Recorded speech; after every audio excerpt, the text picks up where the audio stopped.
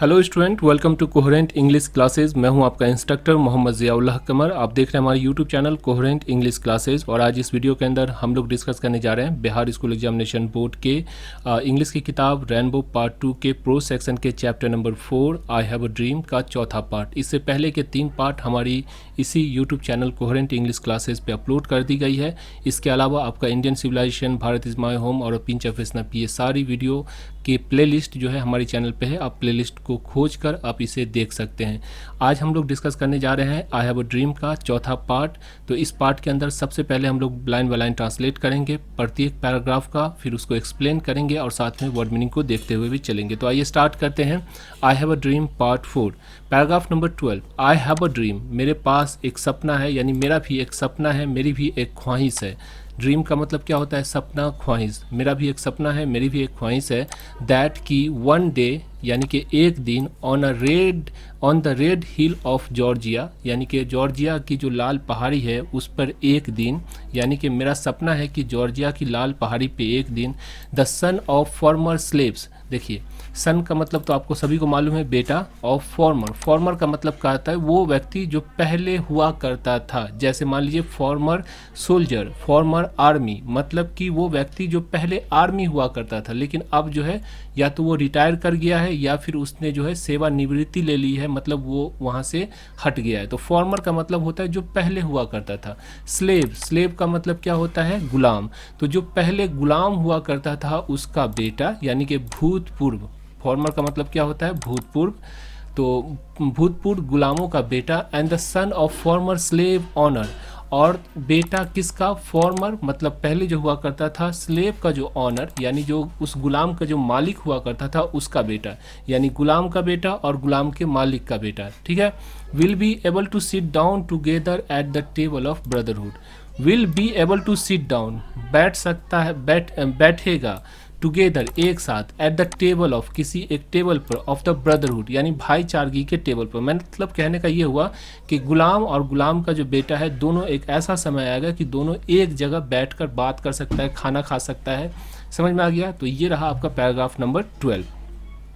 Paragraph number 13, I have a dream, मेरी एक सपना है, मेरे पास भी एक सपना है, यानी मेरा भी एक ख्वाहिश है। दैट की one day even the state of Mississippi, कि मेरा सपना है कि एक दिन मिसिसिपी की जो राज्य है, जो अमेरिका की एक राज्य है मिसिसिपी, वो राज्य भी, a state sweltering with the heat of injustice, यानी कि वह स्टेट जो कि स्वेल्टरिंग मतलब पिघल रही है, with the heat of injustice, यानी कि नाइंसाफ़ी की जो दहकती आग है उससे जो है वो स्टेट पिघल रहा है, मतलब कि उस स्टेट के अंदर नाइंसाफ़ी है। Sweltering with the heat of operation, operation का मतलब होता है क्या चीज़? ऑपरेशन का मतलब होता है, ऑपरेशन मतलब कि बहुत ज़्यादा जो सताया जाता है उसको कहते हैं। तो जो ऑपरेशन मतलब कि जो sweltering with the heat of operation, मतलब कि जो नाइंसाफ़ी है उसकी वजह से जो वहाँ पे जो है क्या हो रहा है, वो जो धधक रहा है, वो जो आग लगी हुई है उस स्टेट के अंदर। Will be transform into Oasis of freedom and justice. Will be transform, transform का मतलब होता है चेंज कर देना, चेंज करना, ट्रांसफॉर्म करना। तो विल बी ट्रांसफॉर्म, वो चेंज हो जाएगा। आज वहाँ आग लगी हुई है, वो एक दिन चेंज हो जाएगा इनटू एन ओसिस। ओसिस का मतलब क्या होता है? ओसिस का मतलब होता है जैसे आप रेगिस्तान होता है, रेगिस्तान जहाँ पे पानी वगैरह ना होती हो, जैसे राजस्थान का जो इलाका है, थार हम लोग का जो रेगिस्तान इलाका है इंडिया का, तो उस रेगिस्तान के बीच में कहीं पे छोटा सा तालाब की तरह जो पानी जमा होता है, जहाँ पे थोड़ा बहुत पेड़ पौधा लगा हुआ रहता है, उसको हम लोग क्या कहते हैं? ओसिस कहते हैं। मतलब चारों तरफ से रेगिस्तान और बीच में कहीं पे थोड़ा सा पानी हो, जहाँ पे थोड़ी सी हरियाली हो, तो उसे हम क्या कहेंगे? ओसिस कहेंगे। तो कहने का मतलब यहाँ पे ये हुआ कि ये जो आग से धधक रही है ये स्टेट, वो एक दिन जो है ओसिस बन जाएगी। ओसिस का मतलब कि जन्नत, राम राज्य भी कहते हैं इसको। तो ये एक जो है मतलब कि वो इलाका जहाँ पे शांति मिल सके। पूरे रेगिस्तान में देखिए कहीं पे आप शांति नहीं ले सकते, लेकिन थोड़ा सा जहाँ पानी हो, जहाँ पे हरियाली हो, वहाँ पे आदमी सुस्ता सकता है। तो यानी कि शांत और अमन जो है, अमन वाला जो जगह बन जाएगा। कौन सा इलाका? वो इलाका है मिसिसिपी। समझ में आ गया? आगे चलते हैं। Paragraph number 14, I have a dream, मेरा भी एक सपना है, मेरी भी एक ख्वाहिश है। माई 4 लिटिल चिल्ड्रन, मेरे 4 छोटे छोटे बच्चे। यहाँ पे देखिए आपको ऑब्जेक्टिव आ सकता है कि how many children did Martin Luther king have. तो मार्टिन लूथर किंग के पास 4 लिटिल चिल्ड्रन, 4 छोटे छोटे बच्चे, मतलब कि मार्टिन लूथर किंग के पास 4 बच्चे थे। तो ऐसे अचानक मान लीजिए आप लाइन बाय लाइन पर नहीं पढ़िएगा और अचानक आपसे पूछ दिया जाए कि how many children did Martin Luther king have, तो आप जवाब नहीं दे पाएगा। इसीलिए कहा जाता है कि डिटेल में पढ़िए। देखिए किसी भी चीज़ को, लैंग्वेज को सीखना है तो उसमें घुलना मिलना पड़ता है। अगर लैंग्वेज को नहीं अगर लैंग्वेज में घुलिएगा मिलिएगा नहीं तो आप बूढ़े भी हो जाइएगा, दोबारा भी जन्म ले लीजिएगा, तब भी आपको इंग्लिश नहीं आएगी। तो इसीलिए कहा जाता है कि आप जो है थोड़ा थोड़ा ही सही लेकिन पढ़ना स्टार्ट कीजिए। तो माई 4 little children will one day live in a nation, यानी कि मेरा सपना है कि मेरे 4 छोटे छोटे बच्चे एक दिन ऐसे राष्ट्र में रहेंगे where they will not be जज by the colour of their skin, जहाँ पे उसको जज नहीं किया जाएगा, मतलब उसकी जो पहचान है वो उसके कलर, उसके चमड़े के कलर से नहीं होगी, but the content of their character. Content का मतलब क्या होता है? पात्र, और चरित्र होता है कैरेक्टर। तो उसकी जो चरित्र का पात्र है उससे उसको जो पहचाना जाएगा, उसको जाना जाएगा, ना कि उसके चमड़े के रंग से। अगर वो काला है तब भी अगर उसका चरित्र अच्छा है तो वो अच्छा कहलाएगा, वो अगर गोरा है अगर उसका चरित्र खराब है तब भी वो खराब कहलाएगा। ये एक ऐसा राष्ट्र बनेगा। कौन? America. Paragraph number 15, I have a dream today, आज मेरा सपना है। I have a dream that one day, मेरा सपना है कि एक दिन, डाउन इन अल्बामा, अल्बामा में, with its vocious racist, with its governor having his lip dripping with the words of interposition and nullification, जहाँ क्रूर नस्लवादी है, with it vocious racist, जहाँ क्रूर, वोशियस का मतलब क्या होता है? क्रूर, और रेसिस्ट का मतलब नस्लवादी, यानी कि वो अल्बामा जो इलाका है जहाँ पे क्रूरता के साथ जो नस्लवाद को फैलाया जा रहा है। विथ इस governor having lips drip with the words of interposition and नलिफिकेशन, और वहाँ के जो गवर्नर है उसके मुख से अंगार लगाने वाले और टांग अड़ाने वाले और कानून को निष्प्रभावी करने वाले जो शब्द निकलते हैं, मतलब वहाँ का जो गवर्नर है जो कि उलूल जुलूल बक रहा है।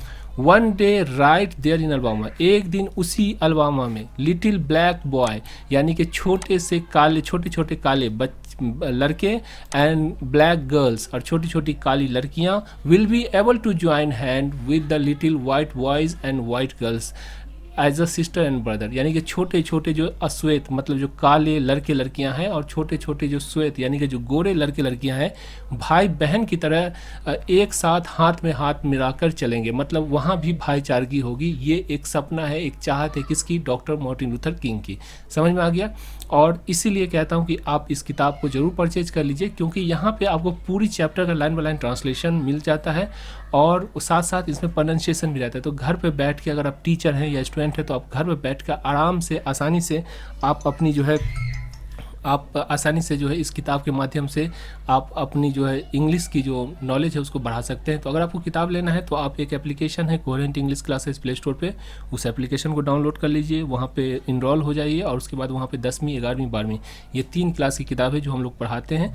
तो उसमें जो किताब चाहिए आप वहाँ से परचेज कर सकते हैं, या फिर कोई प्रॉब्लम होती है तो आप इस नंबर पर 9065829862 पे भी कॉल कर सकते हैं। अगर आप टीचर हैं तो आप इस PDF फाइल को भी परचेज कर सकते हैं, जिसमें आपके कोचिंग के नाम से बनाकर ये PDF फाइल आपको मिल जाती है। तो इससे फ़ायदा ये होता है कि इसको प्रिंट करके आप अपने कोचिंग क्लासेस के बच्चे को दे सकते हैं, अपनी कोचिंग को भी आगे बढ़ा सकते हैं और बच्चे की जो क्वालिटी को भी डेवलप कर सकते हैं। आगे चलते हैं। Paragraph number 70, I have a dream,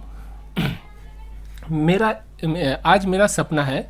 I have a dream that one day every valley shall be exalted. I have a dream यानी मेरा एक सपना है कि वन डे, एक दिन, एवरी वैली, वैली का मतलब क्या होता है? घाटी, जो बड़े बड़े पहाड़ के बीच में जो दरार होती है उसको घाटी कहते हैं। तो जो घाटी है, सारी की सारी घाटी, शैल बी एग्जॉल्टेड, एग्जॉल्टेड का मतलब होता है ऊंचा हो जाएगा, यानी जो घाटी है वो ऊंची हो जाएगी। And every hill and mountain shall be made low, और हर एक पहाड़ और पहाड़ी झुक जाएंगे। यहाँ पर कहने का मतलब ये हुआ कि जो घाटी है वो जो क्या होता है, सबसे निचला वाला भाग होता है, बहुत ही नीचे का भाग होता है वैली, और जो पहाड़ होता है वो क्या होता है, सबसे ऊंचा वाला भाग होता है। तो यहाँ पे बात ये कहा गया है कि जो वैली है यहाँ पे समझ लीजिए काले लोग जो कि पस्ती के अंदर बहुत ही नीचे की ज़िंदगी गुजार रहे हैं, और जो पहाड़ मतलब कि गोरे लोग जो कि बहुत ऊंचाई और शान के साथ ज़िंदगी गुजार रहे हैं। तो कह रहे हैं यहाँ पर मार्टिन लूथर किंग कि every hill and mountain shall be made low, यानी कि जो भी माउंटेन जो अयासी के साथ ज़िंदगी गुजार रहे हैं वो नीचा हो जाएगा, और जो वैली है जो कि सबसे नीचा वाला तबका है वो ऊंचा हो जाएगा। तो थोड़ा सा ऊंचाई से नीचा और थोड़ा सा नीचा से ऊंचा हो जाएगा, तो सब क्या होगा, समतल हो जाएगा। And the rough place will be made plain, और ऊबर खाबर वाली जगह जो है समतल बन जाएगी। मतलब यहाँ पे अमेरिका के अंदर जात पात का, धर्म नस्ल का कोई भेदभाव नहीं होगा। जो आज पस्ती के अंदर है वो ऊंचा उठेगा, और जो ऊंचाई पे है वो नीचा आएगा, और जिसकी वजह से क्या होगा कि सारा देश समान हो जाएगा, एक जैसा बन जाएगा।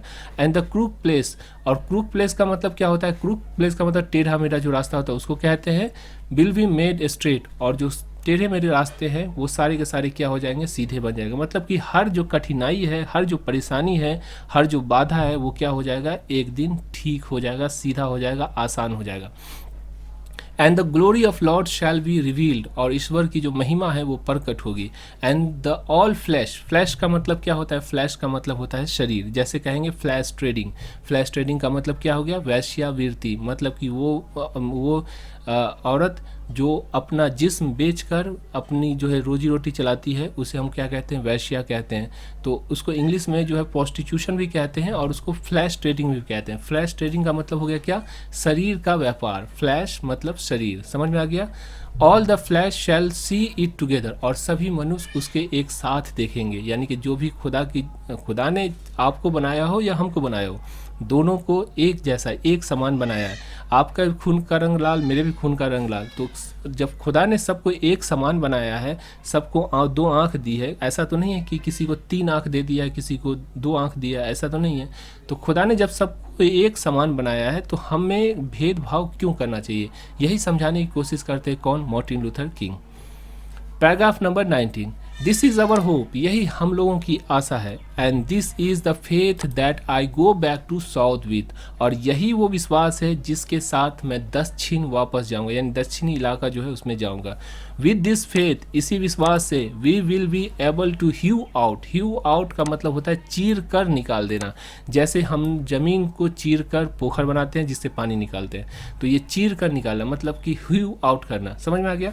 Will be able to hew out the mountain of despair a stone of hope, हम लोग निराशा के पर्वत को चीर कर आशा का पत्थर निकालेंगे, यानी कि जो निराशा है इसको चीर कर हटा देंगे और आशा की जो किरण है उसको फिर से बहाल कर देंगे अपने देश के अंदर। विद दिस फेथ, इसी विश्वास से, we will be able to transform the jangling discourse of our nation into beautiful symphony of brotherhood. We will able to transform, transform का मैंने अभी बताया आपको, ट्रांसफॉर्म का मतलब चेंज, तो हम चेंज कर पाएंगे, इसी विश्वास के साथ हम चेंज कर पाएंगे क्या, the jangling discourse of our nation. मत देखिए यहाँ पे, jangling discourse of our nation, इसका मतलब ये होगा, डिस्कोर्स का मतलब क्या होगा, डिस्कोर्स का मतलब होगा नाइत्तेफाकी या बिगाड़। तो जो बिगाड़ है और शोर शराबा, जैंगलिंग करना मतलब कि बेल बजाना, जिंगल बेल, तो जिंगलिंग या जैंगलिंग इसका मतलब होता है शोर मचाना। तो जो ये नाइत्तेफाकी यानी बिगाड़ की जो शोर शराबा है उसको हम लोग क्या करेंगे, एक ब्यूटीफुल सिम्फनी यानी स्वर लहरी, यानी वो गाना जो बहुत ही सुरीली आवाज़ में गाई जाती है उसको सिम्फनी कहते हैं, ठीक है। तो हम लोग क्या करेंगे, ये जो शोर शराबा है उसको हम लोग क्या करेंगे, भाईचारा, ब्रदरहुड मतलब भाईचारे की जो स्वर लहरी है उसमें बदल पाएंगे। यानी हम लोग नाइत्तेफाकी यानी जो बिगाड़ है हमारे देश के अंदर, उस शोर शराबे को भाईचारा की जो स्वर लहरी है उसके अंदर बदल पाएंगे।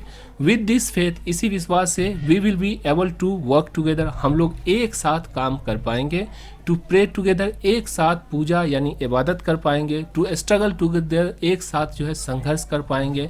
To go to jail together, एक साथ जेल जा पाएंगे। And stand up for freedom together, और एक साथ स्वतंत्रता के लिए साथ साथ खड़े हो पाएंगे। Knowing all that we will able to free one day, ये जानते हुए कि हम एक दिन मुक्त हो जाएंगे। मतलब कि हमें अगर ये विश्वास हो जाए कि हम एक दिन मुक्त हो जाएंगे, ये जो असमानता है, ये जो बीच में एक दूसरे के बीच में जो खाई है अगर हमें ये विश्वास हो जाए कि हम इस खाई से निकल पाएंगे, तो हम इस खाई से निकलने के लिए हम लोग जो है क्या करेंगे, प्रार्थना भी करेंगे भगवान से।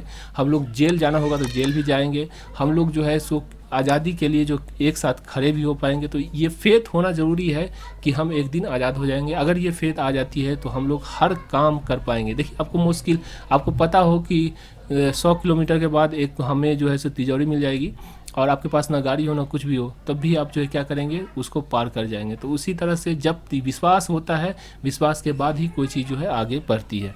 तो इस तरह से आपका जो है आपका जो पार्ट 4 का समापन हुआ। आशा करता हूँ ये वीडियो आपको अच्छी लगी होगी। अगर ये आपको वीडियो अच्छी लगती है तो अपने दोस्तों के साथ शेयर कीजिए। Thank you so much for watching coherent English classes.